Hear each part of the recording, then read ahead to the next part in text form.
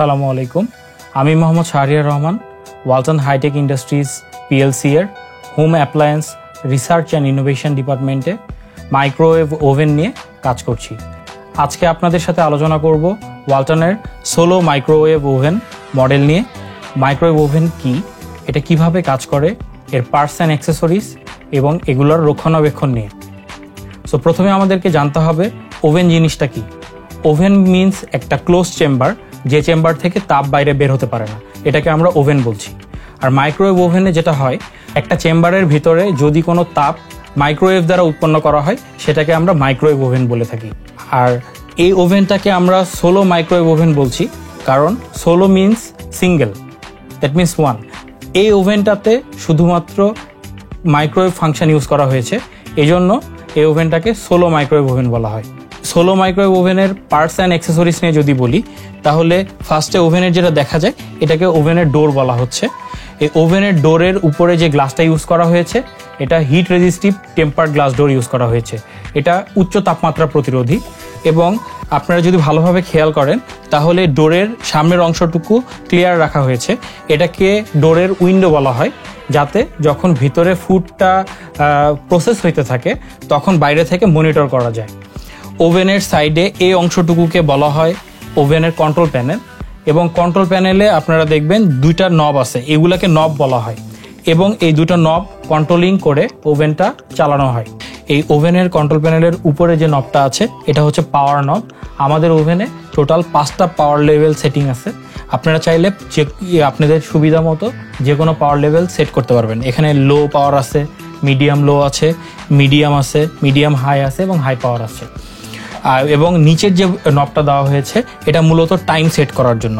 এখানে সর্বোচ্চ 35 মিনিট পর্যন্ত টাইম সেট করা যায়। সেট করে নেওয়ার পরে আপনি যখন আপনার সুবিধা মতো টাইমটা সেট করবেন, দেন আপনার ওভেনটা চালু হবে। ওভেনের উপরে যে কাভারটা আছে মেটালের, এটাকে বলা হয় টপ কভার, এবং ওভেনটা যখন রানিং অবস্থায় থাকে, তখন এই টপ কভারটা উত্তপ্ত থাকে। এই জন্য আমাদেরকে ওভেন রানিং অবস্থায় টপ কভারের উপরে কোনো রকম স্পর্শ করা যাবে না। আমরা যদি ওভেনের ভিতরটা দেখি, ওভেনের ভিতরের এই অংশটুকুকে আমরা বলি ওভেনের ক্যাভিটি। এবং আমাদের যে ওভেনের ক্যাভিটিটা ইউজ করা হয়েছে, এখানে ননস্টিক কোটিং করা আছে, পাউডার কোটিং করা আছে, যাতে আপনার খাবারের কোনো উচ্ছিষ্ট অংশ যদি এখানে পড়ে যায় রান্না করার সময়, তাহলে সহজেই আপনি এটা ক্লিন করতে পারবেন। ওভেনের ভিতরে এই অংশটাকে বলা হচ্ছে ওভেনের টার্নটেবল গ্লাস, এবং এই অংশটা যখন আপনারা খাবার রান্না করবেন, তখন এই অংশটাকে দিকে যদি খেয়াল করেন, তাহলে এই অংশটাতে একটা স্লট আছে, এবং এই স্লটটা ওভেনের ভিতরে যে টার্নটেবল রিংটা আছে, এই রিংয়ের ভিতরে প্রপারলি বসাইতে হবে, না হলে টার্নটেবল রিংটা ঘুরবে না। সো এটা ইম্পর্টেন্ট জিনিস।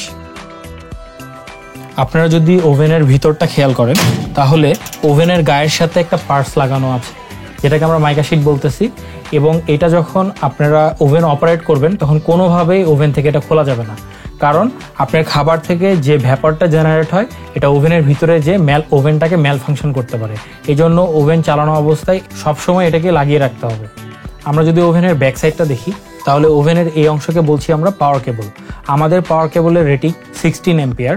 সো আপনারা যখন বাসাবাড়ির ইলেকট্রিক সকেটের সাথে এই কেবলের সংযোগটা দিবেন, সেটা মাস্ট বি 16 অ্যাম্পিয়ার থেকে বেশি হতে হবে, না হলে আপনাদের লাইনটা পুড়ে যাওয়ার সম্ভাবনা থাকবে।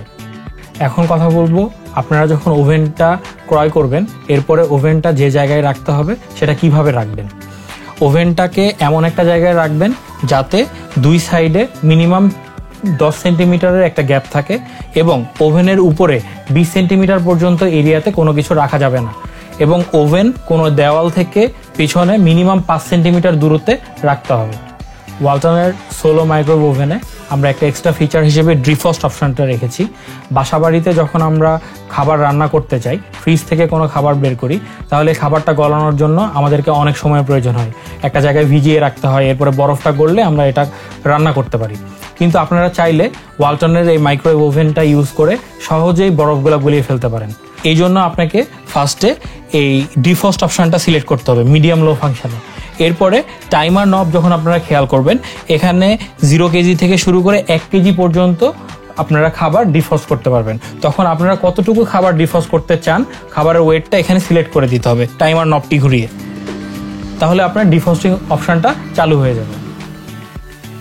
এই ছিল আমাদের ওয়ালটন সোলো মাইক্রোওয়েভ ওভেন নিয়ে বিস্তারিত আলোচনা। নিশ্চয়ই আপনারা উপকৃত হবেন।